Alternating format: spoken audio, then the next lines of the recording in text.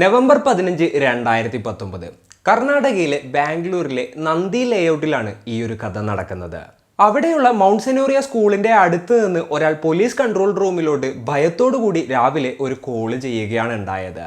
സംഭവം എന്തായിരുന്നു എന്ന് വെച്ച് കഴിഞ്ഞിട്ടുണ്ടെങ്കിൽ ആ സ്കൂളിന്റെ അടുത്ത് ഒരു 4 കൂടിയ ജംഗ്ഷൻ ഉണ്ടായിരുന്നു. അതിൻ്റെ അടുത്ത് ഒരു ചാക്ക് കിടക്കുന്നത് ആൾ ശ്രദ്ധിക്കുകയുണ്ടായി. ആ ചാക്കിൻ്റെ അടുത്ത് പോയി നോക്കിയപ്പോൾ ചാക്കിൻ്റെ എന്താ പറയുക പുറത്ത് നിറച്ച് രക്തവും കാര്യങ്ങളൊക്കെ ഇങ്ങനെ ചൂരുന്നുണ്ടായിരുന്നു. അതായത് ചാക്കിൻ്റെ ഉള്ളിൽ എന്തോ രക്തത്തിൽ കുതിർന്ന ഒന്നുണ്ട് എന്നുള്ളത് ആൾക്ക് മനസ്സിലായി. അത് കണ്ട് പേടിച്ച് അയാൾ നേരെ പോലീസിനെ വിളിച്ച് ഇതുപോലെ തന്നെയുള്ള കാര്യങ്ങളെല്ലാം പറയുകയാണ്. എന്തായാലും ഞങ്ങൾക്ക് പേടിയാകുന്നുണ്ട്, നിങ്ങളെന്തായാലും പെട്ടെന്നുകൊണ്ട് തന്നെ വരില്ലേ എന്ന് ചോദിച്ചുകൊണ്ട് അയാൾ ആ ഒരു കോള് അവസാനിപ്പിക്കുകയാണ്. വിവരമറിഞ്ഞ പോലീസുകാർ ഉടനെ തന്നെ സ്ഥലത്തോട്ട് എത്തുകയാണ് ഉണ്ടായത്. പോലീസുകാർ വന്ന് നോക്കുമ്പോൾ ചാക്ക് ഇതേപോലെ തന്നെ റോഡിൻ്റെ സൈഡിൽ തന്നെയാണ് കിടക്കുന്നത്. പെട്ടെന്നുകൊണ്ട് തന്നെ ആളുകൾക്ക് കാണാൻ പറ്റാവുന്ന ഒരു സ്ഥലത്താണ്. അല്ലാതെ സാധാരണഗതിയിൽ വല്ല ബോഡിയോ അല്ലാന്നുണ്ടെങ്കിൽ ഇത്തരത്തിലുള്ള ക്രൈമൊക്കെ ചെയ്ത് കഴിഞ്ഞിട്ടുണ്ടെങ്കിൽ ആളുകൾ ആ ഒരു തെളിവ് കിട്ടാതിരിക്കാനായിട്ട് വല്ല കുറ്റിക്കാട്ടിലും അല്ലാന്നുണ്ടെങ്കിൽ കുറച്ച് ഒളിപ്പിച്ചോ ഒക്കെ വെക്കാനായിട്ട് ശ്രമിക്കും. എന്നാൽ ഈ ഒരു ചാക്ക് ഇതേപോലെ തന്നെ റോഡിൻ്റെ സൈഡിലായിരുന്നു ഉണ്ടായിരുന്നത്. പോലീസുകാർ ആ ഒരു ചാക്ക് തുറന്ന് നോക്കുകയാണ് ഉണ്ടായത്. അപ്പോൾ കാണാൻ സാധിച്ചത് ഏകദേശം 30ഓളം വയസ്സ് പ്രായം വരുന്ന ഒരാളുടെ മൃതദേഹമാണ്. രക്തത്തിൽ കുളിച്ചു കിടക്കുന്ന ഒരു മൃതദേഹമായിരുന്നു പോലീസിന് അവിടെ കാണാനായിട്ട് സാധിച്ചത്. ഈ ഒരു കാഴ്ച കണ്ട എല്ലാവരും തന്നെ ഷോക്കായി പോവുകയാണ്. അപ്പോൾ ആരാണ് അയാൾ? എന്താണ് അയാൾക്ക് സംഭവിച്ചത്? ആരൊക്കെ ചേർന്നാണ് ഈ ഒരു കൃത്യം ചെയ്തത്? പോലീസുകാർ ഈ ഒരു കേസ് എങ്ങനെയാണ് അന്വേഷിച്ചത്? ഇത്തരത്തിലുള്ള കാര്യങ്ങളൊക്കെയാണ് ഇന്നത്തെ വീഡിയോയിലൂടെ നമ്മൾ സംസാരിക്കാൻ പോകുന്നത്. Hello guys, welcome back to the channel. Razeen this side. വീഡിയോയിലോട്ട് കിടക്കുന്നതിന് മുമ്പ് ചെറിയൊരു കാര്യം പറയാണ്ട്. നമ്മളുടെ ഒരു എക്സ്ട്രീം വെതർ കണ്ടീഷൻസും മറ്റുമൊക്കെ സ്കിന്നിനൊക്കെ നല്ല രീതിയിലുള്ള പണിയും കാര്യങ്ങളൊക്കെ തരാറുണ്ട്. അപ്പോൾ ഈ ഒരു ഡൾനെസിൻ്റെയും ഡ്രൈനെസിൻ്റെ ഒക്കെ കാരണം നമ്മൾ നോക്കി വന്നപ്പോൾ ഡീഹൈഡ്രേഷൻ തന്നെയാണെന്നുള്ളതാണ് മനസ്സിലാക്കാനായിട്ട് സാധിച്ചത്. അങ്ങനെ പറ്റിയൊരു പ്രൊഡക്റ്റ് നോക്കി നടക്കുമ്പോഴാണ് ബീട്രൂട്ടിന്റെ ഹൈഡ്രോഫുൾ മോയ്സ്ചറൈസർ മാമാഎർത്ത് നമുക്ക് അയച്ചു തരുന്നത്. ഇതിൽ ഇൻഗ്രീഡിയൻസും കോമ്പിനേഷനും കാര്യങ്ങളൊക്കെ നല്ല ഇൻട്രസ്റ്റിംഗ് ആയിരുന്നു. അതുകൊണ്ട് എന്തായാലും ഒന്ന് ട്രൈ ചെയ്ത് നോക്കാമെന്ന് വിചാരിച്ചു. ഈ ഒരു പ്രൊഡക്റ്റിൽ ഹൈഡ്രനോളിക് ആസിഡിന്റെയും അതുപോലെ തന്നെ ബീട്രൂട്ടിന്റെയും വളരെ യുണീക്ക് ആയിട്ടുള്ള ഒരു ബ്ലെൻഡ് ആണുള്ളത്. അപ്പോൾ ആ ഒരു ഇൻറ്റൻസ് ആയിട്ടുള്ള ഹൈഡ്രേഷനും അതുപോലെ തന്നെ ആ ഒരു നാച്ചുറൽ പിങ്ക് ഗ്ലോവും ഇത് യൂസ് ചെയ്ത് കഴിഞ്ഞിട്ടുണ്ടെങ്കിൽ നല്ല അടിപൊളിയായിട്ട് തന്നെ കിട്ടും. ഇവരുടെ രണ്ടുപേരുടെയും ഈ ഒരു കോമ്പിനേഷൻ നമുക്ക് നല്ല ഇൻസ്റ്റന്റ് ആയിട്ടുള്ള ലാസ്റ്റിംഗ് ആയിട്ടുള്ള ഒരു ഹൈഡ്രേഷൻ എഫക്റ്റ് സ്കിന്നിൽ തരുന്നതായിരിക്കും. അതിനോടൊപ്പം തന്നെ ആ ഒരു നാച്ചുറൽ പിങ്ക് ഗ്ലോ ഉണ്ടല്ലോ, അതും നമ്മളുടെ മുഖത്ത് വീണ്ടും നമുക്ക് കാണാൻ സാധിക്കും എന്നുള്ളതാണ്. ഇപ്പം എൻ്റെ സ്കിൻ കെയർ റൂട്ടീൻ്റെ ഒരു ഡെയിലി എസെൻഷ്യൽ പാർട്ടായിട്ട് മാറിയിരിക്കുകയാണ് ഈ ഒരു ബീട്രൂട്ട് ഹൈഡ്രോഫോൾ മോയ്സ്ചറൈസർ. പിന്നെ മാമാഎർത്തിന്റെ പ്രൊഡക്ട്സിന്റെ കാര്യം നോക്കുകയാണെന്നുണ്ടെങ്കിൽ ഹാംഫുൾ ആയിട്ടുള്ള കെമിക്കൽസിൽ നിന്നെല്ലാം തന്നെ ഫ്രീയും ആണ്, അതുപോലെ തന്നെ ഓൾ നാച്ചുറൽ ആണ്. പിന്നെ മാമാഎർത്ത് .in നിന്ന് ഇത്തരത്തിലുള്ള പ്രൊഡക്ട്സും മറ്റൊക്കെ പർച്ചേസ് ചെയ്യുമ്പോൾ റസീൻ 2024 എന്ന് പറയുന്ന കൂപ്പൺ കോഡ് യൂസ് ചെയ്യുകയാണെന്നുണ്ടെങ്കിൽ നിങ്ങൾക്ക് 20% ഇൻസ്റ്റന്റ് ഡിസ്കൗണ്ട് ലഭിക്കുന്നതായിരിക്കും. പിന്നെ മാമാഎർത്തിന്റെ പ്രൊഡക്ട്സ് ആമസോൺ, നൈക്ക, ഫ്ലിപ്കാർട്ട്, പർപ്പിൾ തുടങ്ങിയിട്ടുള്ള ഒരുപാടധികം പ്ലാറ്റ്ഫോംസിൽ ലഭിക്കുന്നതായിരിക്കും. പിന്നെ ഓരോ തവണ നിങ്ങൾ മാമാഎർത്തിന്റെ ഓരോ പ്രൊഡക്റ്റ് വാങ്ങുമ്പോഴും അവർ നിങ്ങൾക്ക് വേണ്ടി ഒരു മരം നടുകയും ചെയ്യും. അതിന്റെ ഫോട്ടോ, ജിയോ ലൊക്കേഷൻ തുടങ്ങിയിട്ടുള്ള കംപ്ലീറ്റ് ഡീറ്റെയിൽസ് നിങ്ങൾക്ക് അയച്ചു തരുകയും ചെയ്യും. പിന്നെ പ്ലാസ്റ്റിക് പോസിറ്റീവ് ആയിട്ടുള്ള ഒരു ഇന്ത്യൻ ബ്രാൻഡാണ് മാമാഎർത്ത്. പിന്നെ മാമാഎർത്ത് അവരുടെ ആപ്പും കാര്യങ്ങളൊക്കെ ലോഞ്ച് ചെയ്തിട്ടുണ്ട്. അത് ത്രൂ നിങ്ങൾ പർച്ചേസ് ചെയ്യുകയാണെന്നുണ്ടെങ്കിൽ സെയിൽസിലോട്ടൊക്കെയുള്ള ഏർലി ആക്സസ് നിങ്ങൾക്ക് ലഭിക്കും. അതുപോലെ തന്നെ ഒട്ടനേകം ഡിസ്കൗണ്ട്സും ലഭിക്കുന്നതാണ്. നിങ്ങൾക്കറിയാവുന്ന പോലെ തന്നെ ആമസോൺ, ഫ്ലിപ്കാർട്ട്, നൈക്ക തുടങ്ങിയിട്ടുള്ള ഒരുപാടധികം പ്ലാറ്റ്ഫോംസിൽ മാമാഎർത്തിന്റെ പ്രൊഡക്ട്സ് അവൈലബിൾ ആണ്. എന്നാൽ ഇപ്പോൾ നിങ്ങളുടെ വീടിന്റെ അടുത്തുള്ള സ്റ്റോറുകളിൽ നിങ്ങൾക്ക് മാമാഎർത്തിന്റെ പ്രൊഡക്ട്സും മറ്റും കാണാനായിട്ട് സാധിക്കും. അപ്പോൾ അത്തരത്തിൽ കാണാമെന്നുണ്ടെങ്കിൽ നൈസായിട്ട് നമുക്കൊരു മെസ്സേജ് അയക്കാം, അല്ലാന്നുണ്ടെങ്കിൽ ഇതിന്റെ താഴെ ഒന്ന് കമന്റ് ചെയ്യാനായിട്ട് ശ്രമിക്കാം. ഇനി നമുക്ക് നേരെ വീഡിയോയിലോട്ട് കിടക്കാം. ഉടനെ തന്നെ അവിടെ എത്തിയ പോലീസ് ടീം മേലധികാരികളെ വിവരം അറിയിക്കുകയാണ് ഉണ്ടായത്. ഉടനെ തന്നെ അവരും സ്ഥലത്തെത്തി. അതിനോടൊപ്പം തന്നെ ഫോറൻസിക് ടീം ഒക്കെ കൂടെ സ്ഥലത്തെത്തുകയാണ്. അവർ പ്രാഥമികമായിട്ട് നോക്കുമ്പോൾ തന്നെ തലക്ക് എന്തോ ഹെവി ആയിട്ടുള്ള ഒബ്ജക്റ്റ് കൊണ്ട് അടിച്ചിട്ടുണ്ട്. അതുപോലെ തന്നെ നെഞ്ചത്ത് ഇതുപോലെ തന്നെ പൊളിഞ്ഞ ഒരു പാടുണ്ട്. എന്നാൽ ഇത് സാധാരണഗതിയിൽ ഒരു കത്തി കൊണ്ട് കുത്തിയ പാടോ അല്ലാന്നുണ്ടെങ്കിൽ ഒരു വാള് കൊണ്ട് വെട്ടിയ പാടോ ഒന്നുമല്ല. ആ ഒരു വൂണ്ട് കുറച്ചുകൂടെ ഡീപ്പായിരുന്നു. അതുപോലെ തന്നെ പ്രത്യേകതരം കട്ടായിരുന്നു. അതുകൊണ്ട് തന്നെ ഡോക്ടേഴ്സും പോലീസുകാരും ഒരു ഫസ്റ്റ് അസംഷനിൽ ചിന്തിച്ചെന്താണെന്ന് വെച്ച് കഴിഞ്ഞിട്ടുണ്ടെങ്കിൽ അതൊരു വല്ല കോടാലി പോലുള്ളൊരു ഒബ്ജക്റ്റ് വെച്ച് വെട്ടിയതായിരിക്കും എന്നുള്ളൊരു തരത്തിലാണ്. പിന്നെ പോലീസുകാർ നോക്കുമ്പോൾ സ്പോട്ടിൽ ബ്ലഡ് ഇല്ല. അതോടുകൂടിയിട്ട് ഈ മേർഡർ ഇവിടെ വെച്ച് നടന്നതല്ല എന്നുള്ളത് പോലീസ് 100% ഉറപ്പിക്കുകയായിരുന്നു. കാരണം സ്പോട്ടിൽ ബ്ലഡ് ഇല്ല എന്നുണ്ടെങ്കിൽ പുറത്തുനിന്ന് ആരെങ്കിലും ഇവിടെ കൊണ്ടുവന്നിട്ട് ഈ ഒരു ബോഡി ഡംപ് ചെയ്തതാണ്. അപ്പോൾ മേർഡർ വേറൊരു സ്ഥലത്ത് വെച്ച് നടന്നതായിരിക്കാം. അതിനുശേഷം ബോഡി ഇവിടെ കൊണ്ടുവന്ന് ഡംപ് ചെയ്തതായിരിക്കാം. അതുകൊണ്ട് അസംഷനിലോട്ട് പോലീസുകാർ എത്തുകയാണ്. അതിനുശേഷം ഈ ഒരു ബോഡി ഐഡൻറ്റിഫൈ ചെയ്യുന്നതിന് വേണ്ടിയിട്ട് ചുറ്റും കൂടി നിന്ന ആളുകളോട് ഇയാളെ അറിയോ എന്നുള്ളൊരു കാര്യം പോലീസുകാർ ചോദിക്കുകയാണ്. അപ്പോൾ ആ ഒരു കൂട്ടത്തിൻ്റെ ഇടയിൽ നിന്ന് ഒരാൾ ഇയാളെ ഐഡൻറ്റിഫൈ ചെയ്യുകയാണ് ഉണ്ടായത്. അതായത് എൻ്റെ വീടിൻ്റെ അടുത്തുള്ള സന്തോഷ് എന്ന് പറയുന്ന ഒരാളാണിതെന്ന് പോലീസിനോട് ഇയാൾ പറഞ്ഞു. അപ്പോൾ പോലീസുകാർ ആളെ ഐഡൻറ്റിഫൈ ചെയ്തു. അതിനുശേഷം ആളെ ഫാമിലിയിലെയും കാര്യങ്ങളൊക്കെ വിവരം അറിയിക്കുകയാണ്. ഈ ഒരു ബോഡി കിട്ടിയ സ്ഥലത്ത് നിന്ന് ഏകദേശം 1/2 കിലോമീറ്റർ മാറിയിട്ട് മാത്രമായിരുന്നു ഈ ഒരു സന്തോഷിൻ്റെ വീടുണ്ടായിരുന്നത്. അപ്പോൾ അവർ വിവരം അറിയിച്ചു. അതുപോലെ തന്നെ ആംബുലൻസിനൊക്കെ വിവരം അറിയിക്കുകയാണ്. ഓട്ടോപ്സിക്ക് വേണ്ടിയിട്ട് ബാക്കി പ്രൊസീജിയർ കഴിഞ്ഞിട്ട് ബോഡി ഇതേപോലെ തന്നെ കൊണ്ടുപോകാനായിട്ട് പോവുകയാണ്. എന്നാൽ പോലീസുകാർ ഇതേപോലെ തന്നെ ഒരു ബോഡി ഓട്ടോപ്സിക്ക് കൊണ്ടുപോകുന്നതിന് മുമ്പ് തന്നെ ഈ സന്തോഷിൻ്റെ വീട്ടുകാരെല്ലാവരും കൂടെ അങ്ങോട്ട് എത്തുകയാണ്. ആളുടെ അമ്മ, അച്ഛൻ, അതുപോലെ തന്നെ കുറച്ച് നൈബേഴ്സ്, റിലേറ്റീവ്സ് എല്ലാവരും കൂടെ അങ്ങോട്ട് എത്തി.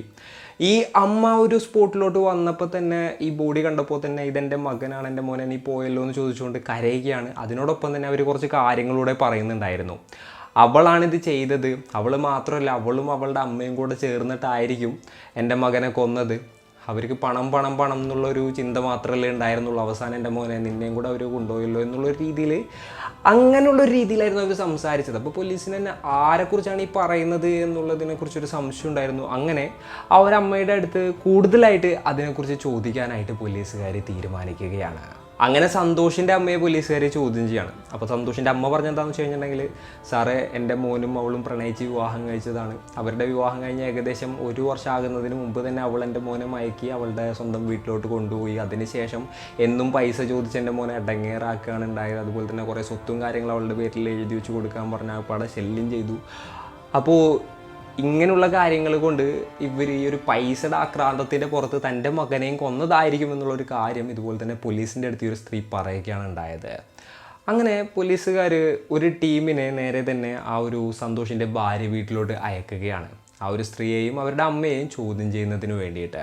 ഇതിനെ പാരലായിട്ട് നോക്കുകയാണെന്നുണ്ടെങ്കിൽ സന്തോഷിൻ്റെ ബോഡി ഇതുപോലെ തന്നെ ഓട്ടോപ്സിക്കായിട്ട് ഹോസ്പിറ്റലിലോട്ട് കൊണ്ടുപോയി സന്തോഷിൻ്റെ റിലേറ്റീവ്സ് അങ്ങോട്ട് പോവുകയും ചെയ്തു. അപ്പോൾ ഇങ്ങനെ വളരെ ക്രൂരമായിട്ടുള്ളൊരു ഇൻസിഡൻറ്റ് അവിടെ നടന്നതുകൊണ്ട് തന്നെ ആ ഒരു ഏരിയ ആകെപ്പാടെ വിറച്ചു പോവുകയാണ് ഉണ്ടായത്.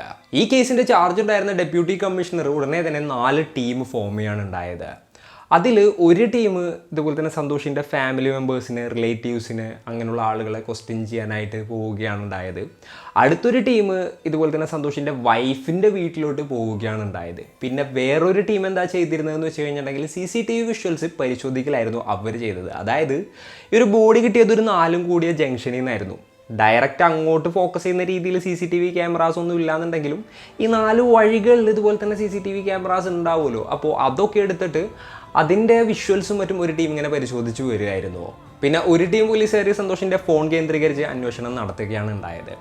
അപ്പോൾ സന്തോഷിൻ്റെ വൈഫിൻ്റെ വീട്ടിലോട്ട് പോയ പോലീസുകാരുണ്ടല്ലോ, അവരവിടെ ഇങ്ങോട്ട് എത്തിയപ്പോൾ വീടൊക്കെ ഫുള്ള് ഡെക്കറേറ്റ് ചെയ്ത് വെച്ചിരിക്കുന്നതായിട്ട് അവർക്ക് മനസ്സിലാവുകയാണ്. അപ്പോൾ ആ ഒരു സമയത്ത് അവിടെ ഒരു പയ്യൻ ഉണ്ടായിരുന്നു. ഒരു 13-14 വയസ്സുള്ളൊരു പയ്യനായിരുന്നു അവിടെ ഉണ്ടായിരുന്നത്. ആ ഒരു പയ്യനോട് എന്താണ് ഇവിടെ ആഘോഷം, അതുപോലെ തന്നെ ഇവിടെ ആരൊക്കെയാണുള്ളത് തുടങ്ങിയിട്ടുള്ള കാര്യങ്ങളെല്ലാം തന്നെ ചോദിക്കുകയാണ് ഉണ്ടായത്. ആ പയ്യൻ പറഞ്ഞത് ഞാൻ ശ്യാമളയമ്മയുടെ മകനാണെന്നുള്ളതാണ്. അപ്പോൾ പോലീസുകാർ ഈ ഒരു സന്തോഷിൻ്റെ ഭാര്യ യമുന ആരാണെന്നുള്ളത് ആ പയ്യനോട് ചോദിക്കുകയാണ്. അപ്പോൾ ആ പയ്യൻ പറഞ്ഞു എൻ്റെ ചേച്ചിയാണെന്നുള്ളത്. അപ്പോൾ വീടെന്താണ് ഇതേപോലെ ഡെക്കറേറ്റ് ചെയ്ത് വെച്ചിരിക്കുന്നതെന്ന് ചോദിച്ചപ്പോൾ ഇന്നലെ യമുന ചേച്ചിയുടെ ബർത്ത്ഡേയും കാര്യങ്ങളായിരുന്നു. അപ്പോൾ റിലേറ്റീവ്സും നൈബേഴ്സും എല്ലാവരും വന്നിട്ടുണ്ടായിരുന്നു. ഞങ്ങൾ ബർത്ത്ഡേയും കാര്യങ്ങളൊക്കെ സെലിബ്രേറ്റ് ചെയ്തു. അപ്പോൾ അതിന് വേണ്ടിയിട്ട് വീടും കാര്യങ്ങളൊക്കെ ഡെക്കറേറ്റ് ചെയ്തതായിരുന്നു എന്നുള്ള തരത്തിൽ ഈ ഒരു പയ്യൻ മറുപടി പറയാനുണ്ടായത്. അപ്പോൾ പോലീസുകാർ നോക്കുമ്പോൾ ആ ഒരു ഇൻസിഡൻറ്റ് നടക്കുന്ന സമയത്ത് ആളുടെ വൈഫും ഭാര്യയും ആ ഒരു വീട്ടിൽ തന്നെയാണുള്ളത്. എന്നാലും പോലീസുകാർ അവരെ കസ്റ്റഡിയിൽ എടുക്കുകയാണ്. ഇതുപോലെ തന്നെ ചോദ്യങ്ങളും മറ്റുമൊക്കെ ചെയ്യുകയാണ് ഉണ്ടായത്. എന്നാൽ അവരെത്ര ചോദ്യം ചെയ്തിട്ടും പോലീസിനൊരു ക്രാക്ക് ചെയ്യാനായിട്ട് പറ്റിയില്ല. അതായത് ഈ ഒരു കേസിൽ യാതൊരു ലീഡും കിട്ടിയില്ല. അവർ പറഞ്ഞെന്താണെന്ന് വെച്ച് കഴിഞ്ഞിട്ടുണ്ടെങ്കിൽ ബർത്ത്ഡേ സെലിബ്രേഷൻ ആയിരുന്നു, ഞങ്ങൾ അവിടെ വീട്ടിൽ തന്നെ ഉണ്ടായിരുന്നു, ഞങ്ങളുടെ റിലേറ്റീവ്സൊക്കെ ഉണ്ടായിരുന്നു, നിങ്ങൾ വേണമെന്നുണ്ടെങ്കിൽ ചോദിച്ചു നോക്കിക്കോ, അത്തരത്തിലുള്ള കാര്യങ്ങളൊക്കെ തന്നെ പറയുകയാണ്. അപ്പോൾ പോലീസുകാർ അത് ക്രോസ് വെരിഫൈ ചെയ്തപ്പോൾ അവർ ബർത്ത്ഡേ സെലിബ്രേഷനായിട്ട് വീട്ടിലുണ്ടായിരുന്നെന്നും അതുപോലെ തന്നെ റിലേറ്റീവ്സ് എല്ലാവരും അവിടെ ഉണ്ടായിരുന്നു തുടങ്ങിയിട്ടുള്ള എല്ലാ കാര്യങ്ങളും മനസ്സിലാവുകയാണ്. എന്നാലും പോലീസുകാർ അവരോട് വെയിറ്റ് ചെയ്യാൻ പറഞ്ഞു, കുറച്ച് കഴിഞ്ഞിട്ട് പോകാം, അങ്ങനെയുള്ള കാര്യങ്ങളൊക്കെ പറയുകയാണ് ഉണ്ടായത്. അപ്പോഴും സന്തോഷിൻ്റെ അമ്മ പറഞ്ഞുകൊണ്ടിരുന്ന ഒരു കാര്യം എന്താണെന്ന് വെച്ച് കഴിഞ്ഞിട്ടുണ്ടെങ്കിൽ സന്തോഷിന് ഈ നാട്ടിൽ ഒരുപാടധികം പ്രോപ്പർട്ടീസും കാര്യങ്ങളൊക്കെ ഉണ്ട്. അപ്പോൾ കുറച്ച് പ്രോപ്പർട്ടീസും കാര്യങ്ങളൊക്കെ യമുനയുടെ പേരിലോട്ട് എഴുതി വെച്ച് കൊടുക്കാൻ പറഞ്ഞിട്ട് കുറച്ച് പ്രശ്നങ്ങളൊക്കെ ഉണ്ടായിരുന്നു. അപ്പോൾ അതിൻ്റെ പേരിൽ കൂടിയായിരിക്കാം ഇത്തരത്തിലുള്ളൊരു കൊലപാതകം നടത്തിയതെന്നുള്ളൊരു തരത്തിൽ ഈ സന്തോഷിൻ്റെ അമ്മ പറയുകയാണ്. ഇതിൻ്റെ പാരലായിട്ട് നോക്കുകയാണെന്നുണ്ടെങ്കിൽ CCTV വിഷ്വൽസും മറ്റൊക്കെ ഒരു ടീം കളക്ട് ചെയ്തിട്ടുണ്ടായിരുന്നല്ലോ. അവർക്ക് 3 വഴി എന്നുള്ള CCTV വിഷ്വൽസാണ് കിട്ടിയത്. അതും കുറച്ച് അങ്ങോട്ട് മാറിയിട്ട് ഓരോ കടയുടെയും വീടിൻ്റെ ഒക്കെ CCTV വിഷ്വൽസും കാര്യങ്ങളൊക്കെ അവർ എടുക്കുകയാണ് ഉണ്ടായത്. 4ാമത്തെ വഴിയിൽ ഇതുപോലെ തന്നെ CCTVസും മറ്റൊന്നും ഉണ്ടായിരുന്നില്ല. അപ്പോൾ ഈ 3 വഴികളിലും നോക്കിയപ്പോൾ അത്തരത്തിലൊരു ചാക്കും കൊണ്ടുവരുന്ന യാതൊരു തരത്തിലുള്ള വണ്ടിയോ ഒന്നും തന്നെ അതിൻ്റെ ഉള്ളിൽ പതിഞ്ഞിട്ടുണ്ടായിരുന്നില്ല. ആ ഒരു ടൈമൊക്കെ ആയപ്പോഴത്തേനും പോസ്റ്റ്മോർട്ടം റിപ്പോർട്ട് വന്നിട്ടുണ്ടായിരുന്നു. സന്തോഷിൻ്റെ മരണം നടന്നത് ഏകദേശം 3-നും 4:30ക്കും ഇടയിലാണെന്നുള്ള കാര്യം കൂടെ പോലീസിന് മനസ്സിലാവുകയാണ്. അപ്പോൾ CCTV വിഷ്വൽസിൽ ആ ഒരു ടൈം നോക്കിയപ്പോഴും ഇതുപോലെ തന്നെ അങ്ങോട്ട് ആരും ആ ഒരു ടൈമിൽ വന്നതായിട്ട് പോലീസിന് കണ്ടെത്താനായിട്ട് സാധിച്ചിട്ടുണ്ടായിരുന്നില്ല. എന്നുണ്ടെങ്കിൽ അതിന് ശേഷം ഈ ഒരു ബോഡി ഡംപ് ചെയ്യുന്നതിൻ്റെ ഇടയിൽ സംശയാസ്പദമായിട്ടുള്ള രീതിയിൽ ആരും 3 വഴികളിലൂടെ വരുന്നത് പോലീസിന് കണ്ടെത്താനായിട്ട് സാധിച്ചിട്ടുണ്ടായിരുന്നില്ല. അപ്പോൾ പോലീസുകാർ എന്താ ചെയ്തതെന്ന് വെച്ച് കഴിഞ്ഞിട്ടുണ്ടെങ്കിൽ വീണ്ടും ആ ഒരു കേസിൽ ആകപ്പാടെ സ്റ്റക്കായി പോവുകയാണ്. അതായത് ഇത് കഴിഞ്ഞിട്ട് എന്താണ് ചെയ്യേണ്ടത് എന്നുള്ളൊരു ലീഡ് അവർക്ക് കിട്ടാത്തൊരു സിറ്റുവേഷനിലോട്ട് കാര്യങ്ങൾ പോയി. അപ്പോഴാണ് ഈ ഒരു കേസ് അന്വേഷിച്ചിരുന്ന ഒരു ഇൻസ്പെക്ടർ ഒരു കാര്യം ചിന്തിക്കുന്നത്. ആളുടെ ബോഡി കിട്ടിയ ചാക്കിൻ്റെ കാര്യം നോക്കുകയാണെന്നുണ്ടെങ്കിൽ അത് സാധാരണ ടൗണിൽ ഉപയോഗിക്കുന്ന ചാക്കൊന്നുമല്ല. അതായത് കൂടുതലായിട്ട് കാണുന്ന ചാക്കല്ല, പ്ലാസ്റ്റിക്കിൻ്റെ ചാക്കല്ല, ചണം കൊണ്ടുണ്ടാക്കിയ ചാക്കില്ല. അതായത് സാധാരണ പഴയ ചാക്കില്ലേ, അതായത് നൂലിൻ്റെ ചാക്ക്, അതായത് ചാക്കുവള്ളി എന്നൊക്കെ പറയുന്ന ആ ഒരു സംഭവത്തിൻ്റെ ഒക്കെ ആ ഒരു സംഭവം കൊണ്ടുണ്ടാക്കിയ ചാക്ക്, ചണം കൊണ്ടുണ്ടാക്കിയ ചാക്ക് എന്ന് പറഞ്ഞാൽ നിങ്ങൾക്ക് എല്ലാവർക്കും മനസ്സിലായിട്ടുണ്ടാവും എന്ന് വിചാരിക്കുന്നു. അപ്പോൾ അത്തരത്തിലുള്ളൊരു ചാക്കിലായിരുന്നു ആളുടെ ബോഡി കിട്ടിയിട്ടുണ്ടായിരുന്നത്. അപ്പോൾ അത് ഇത്തിരി റെയറായിട്ട് കാണുന്നൊരു ചാക്കാണ്. അപ്പോൾ ആ ഒരു ചാക്ക് ആരൊക്കെയാണ് ഈ ഒരു ടൈമിൽ യൂസ് ചെയ്യുന്നത് എന്നുള്ളതിനെ കുറിച്ചിട്ട് പോലീസുകാർ അന്വേഷിക്കുകയാണ്. അങ്ങനെ അന്വേഷിച്ചപ്പോൾ അവർക്കൊരു കാര്യം മനസ്സിലായി, കർഷകരുടെ കയ്യിലാണ് ആ ഒരു ചാക്കുള്ളത്. അതായത് കാലിത്തീറ്റയും മറ്റൊക്കെ ഗവൺമെൻറ് കൊടുക്കുന്ന ഇത്തരത്തിലുള്ള ചാക്കുകളിലായിരുന്നു ഒരു സമയത്തും. അതായത് ഈ പറഞ്ഞ പോലെ തന്നെ ആടുമാട് വളർത്തുന്ന ആളുകളുടെ കയ്യിൽ ഇത്തരത്തിലുള്ള ചാക്കുകൾ ഉണ്ടാവാനുള്ള പ്രോബബിലിറ്റി വളരെ കൂടുതലാണ്. അപ്പോൾ അടുത്ത സ്റ്റേജ് ആയിട്ട് പോലീസുകാർ എന്താ ചെയ്തതെന്ന് വെച്ച് കഴിഞ്ഞിട്ടുണ്ടെങ്കിൽ ഒരു സന്തോഷിൻ്റെ വീടിൻ്റെ ചുറ്റുവട്ടത്തും അതുപോലെ തന്നെ ഈ ഒരു ബോഡി കിട്ടിയല്ലോ ആ ഒരു ഏരിയയുടെ ചുറ്റുവട്ടത്തും ഏതെങ്കിലും കർഷകന്മാരുണ്ടോ, ഏതെങ്കിലും ആളുകൾ ഇത്തരത്തിലുള്ള ചാക്കുകളൊക്കെ യൂസ് ചെയ്യുന്നുണ്ടോ തുടങ്ങിയിട്ടുള്ള കാര്യങ്ങളെല്ലാം തന്നെ അവർ എന്താ പറയുക കൂടുതലായിട്ട് അന്വേഷിക്കാനായിട്ട് തുടങ്ങുകയാണ്. അപ്പോൾ ഇവരിങ്ങനെ നോക്കുന്നതിൻ്റെ ഇടയിൽ ആ CCTV ടീമിന് ഒരു വിഷ്വൽ കിട്ടുകയാണ്.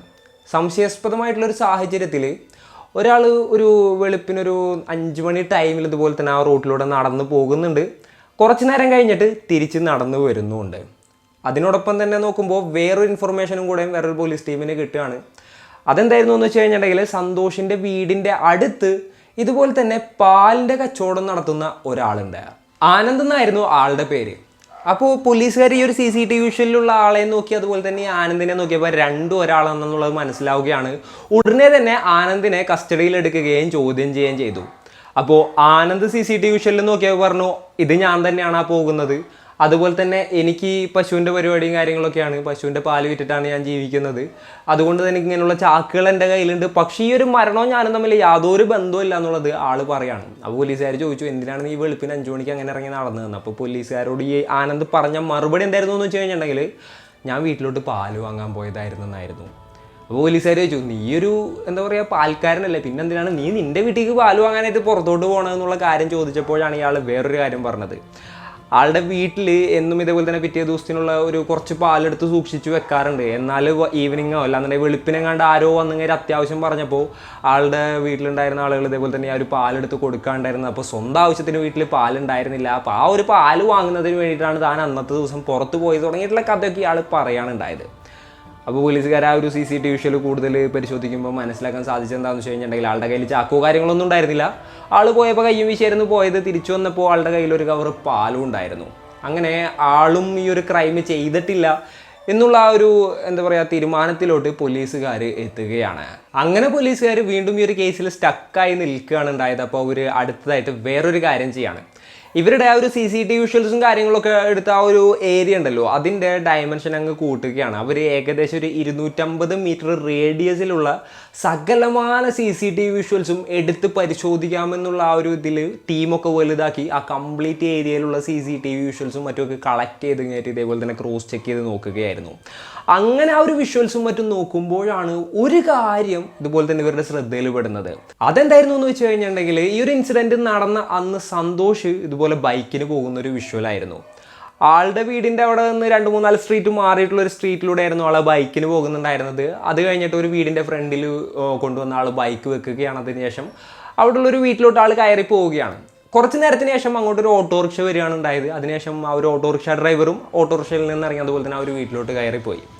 അപ്പോൾ ഇവർ രണ്ടുപേരും സുഹൃത്തുക്കളാണെന്നുള്ളൊരു കാര്യം നമുക്ക് ആ ഒരു വിഷ്വലിൽ നിന്ന് ഏകദേശം മനസ്സിലാവുന്ന രീതിയിലൊക്കെ ആയിരുന്നു ആ ഒരു വിഷ്വൽ ഉണ്ടായിരുന്നതെന്നാണ് പോലീസുകാർ പറയുന്നത്.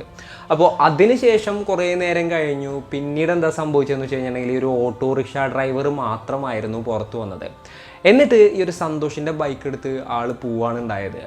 അതിനുശേഷം വീണ്ടും തിരിച്ചു വന്ന ഈ ഒരു ഓട്ടോറിക്ഷ ഡ്രൈവറും ആളുടെ വൈഫും ഒരു ചാക്കു എടുത്തുങ്ങേറ്റ് പുറത്തോട്ട് വരികയും അതുപോലെ തന്നെ ആ ഒരു ചാക്ക് എടുത്തിട്ട് ഈ ഒരു ഓട്ടോറിക്ഷയിൽ വെച്ചുങ്ങേറ്റ് പോവുകയും അതിനുശേഷം തിരിച്ചു വരുന്ന വിഷ്വലും ആയിരുന്നു ഉണ്ടായിരുന്നത്. ഉടനെ തന്നെ പോലീസിന്റെ ഒരു ടീം ആ ഒരു വീട് തപ്പി പോവുകയാണ്.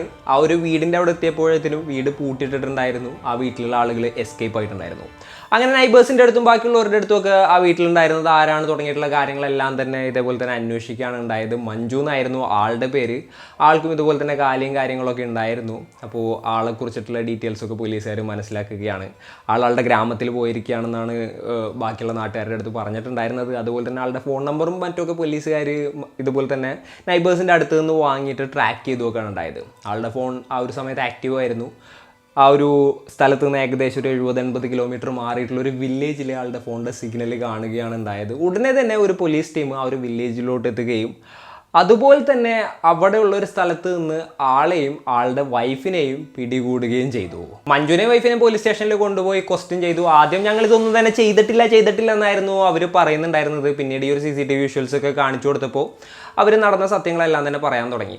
അപ്പോൾ അവർ ആദ്യം തന്നെ പറഞ്ഞൊരു കാര്യം എന്താണെന്ന് വെച്ച് കഴിഞ്ഞാൽ സന്തോഷ് അത്ര നല്ലവനാണെന്നോ നിങ്ങൾ വിചാരിക്കേണ്ടാവും, മുന്നേ ജയിലിലൊക്കെ പോയിട്ടുണ്ട് എന്നുള്ളതാണ്. അപ്പോൾ പോലീസുകാർ ഇവരോട് പറഞ്ഞു ആൾക്ക് ക്രിമിനൽ ബാക്ക്ഗ്രൗണ്ട് ഉള്ളതൊക്കെ ഞങ്ങൾക്ക് അറിയാം. ഏകദേശം 4 വർഷം ഒരു പോക്സോ കേസിൽ ആൾ ജയിലിലൊക്കെ പോയിട്ടുണ്ടായിരുന്നു. അങ്ങനെയുള്ള കാര്യങ്ങളൊക്കെ ഞങ്ങൾക്ക് അറിയാം. എന്തായാലും നിങ്ങളെങ്ങനെയാണ് എന്തിനാണ് അവനെ കൊന്നത് ആ ഒരു കാര്യം പറയാനായിട്ട് പോലീസുകാർ ഇവരോട് പറയുകയാണ് ഉണ്ടായത്. അപ്പോൾ ഒരു മഞ്ജു കഥ പറഞ്ഞു തുടങ്ങി. ഞങ്ങൾ രണ്ടുപേരും നല്ല സുഹൃത്തുക്കളായിരുന്നെന്നും അതുപോലെ തന്നെ ഞങ്ങൾക്കിടയിൽ കൊടുക്കൽ വാങ്ങലുകൾ ഉണ്ടായിരുന്നെന്നും അയാൾ പറയുകയാണ്. അതായത് ഇവർ തമ്മിൽ അങ്ങോട്ടും ഇങ്ങോട്ടും ഇതുപോലെ തന്നെ പൈസ വാങ്ങുകയും കൊടുക്കുകയൊക്കെ ചെയ്യാറുണ്ടായിരുന്നു. അപ്പോൾ ഈ സൗഹൃദം ഉള്ളത് കൊണ്ട് തന്നെ ആൾ ഇടയ്ക്കിടയ്ക്ക് ഈ ഒരു മഞ്ജുവിൻ്റെ വീട്ടിലോട്ട് വരാറും ഉണ്ടായിരുന്നു. അങ്ങനെ ഏകദേശം ഒരു 3 വർഷം മുൻപ് അയാൾ ഇവരുടെ വീട്ടിലോട്ട് വന്ന് ബാത്റൂം യൂസ് ചെയ്യുന്നതിൻ്റെ ഇടയിൽ അവിടെ ഒരു ഹിഡൻ ക്യാമറ എന്തോ വെക്കുകയാണ്. അതിനുശേഷം ഈ ഒരു മഞ്ജുവിൻ്റെ വൈഫ് നഗ്നമായിട്ട് കുളിക്കുന്ന ഒരു വീഡിയോ ആളെടുത്തു. പിന്നീട് എന്താ സംഭവിച്ചതെന്ന് വെച്ച് കഴിഞ്ഞിട്ട് സ്ഥിരമായിട്ട് ആ ഒരു വീഡിയോ കാണിച്ചു കൊടുത്തുകൊണ്ട് ഈ ഒരു മഞ്ജുവിനെ ഭീഷണിപ്പെടുത്തുമായിരുന്നു. എനിക്ക് പൈസ ഒന്നുമില്ലാന്നുണ്ടെന്നുണ്ടെങ്കിൽ ഈ ഒരു വിഷ്വൽ നിങ്ങളുടെ റിലേറ്റീവ്സിനും അതുപോലെ തന്നെ നാട്ടുകാർക്കൊക്കെ അയച്ചു കൊടുക്കുമെന്ന് പറഞ്ഞിട്ടായിരുന്നു ആ ഒരു ഭീഷണി. അങ്ങനെ ഈ ഒരു ഭീഷണിപ്പെടുത്തിക്കൊണ്ട് പല സമയത്തും 2000, 5000, 10000 ആയിട്ട് ഒരുപാട് തവണ ഇവരുടെ കയ്യിൽ നിന്ന് ഇങ്ങനെ പൈസ ഇങ്ങനെ വാങ്ങിച്ചുകൊണ്ടിരിക്കുകയായിരുന്നു ഇയാൾ ചെയ്തുകൊണ്ടിരുന്നിരുന്ന ഒരു കാര്യം. അങ്ങനെ കുറച്ച് ദിവസം മുൻപ് സന്തോഷ് മഞ്ജുവിൻ്റെ അടുത്ത് 40,000 രൂപ ചോദിക്കുകയാണ്. പൈസ കൊടുത്തില്ല എന്നുണ്ടെങ്കിൽ ഇതുപോലെ തന്നെ വീഡിയോയും കാര്യങ്ങൾ ഇൻ്റർനെറ്റിൽ ഇടുന്നൊക്കെ പറയുകയാണ്. എന്നാൽ 40,000 രൂപ ഈ ഒരു മഞ്ജുവിൻ്റെ അടുത്ത് എടുക്കാനുണ്ടായിരുന്നില്ല. ആൾ സാവകാശം ചോദിക്കുകയാണ്. അപ്പോൾ പൈസ ഇല്ലാന്നുണ്ടെന്നുണ്ടെങ്കിൽ വീഡിയോ ഇടും, എന്തായാലും ഇടും എന്നുള്ളൊരു കാര്യം ആൾ കട്ടായം പറഞ്ഞു. ഇല്ലാന്നുണ്ടെങ്കിൽ വേറൊരു ഓപ്ഷനും കൂടെ അയാൾ പറയുകയാണ്, എനിക്ക് നിൻ്റെ ഭാര്യയുടെ ഒപ്പം കിടന്നാൽ മതിയെന്ന്.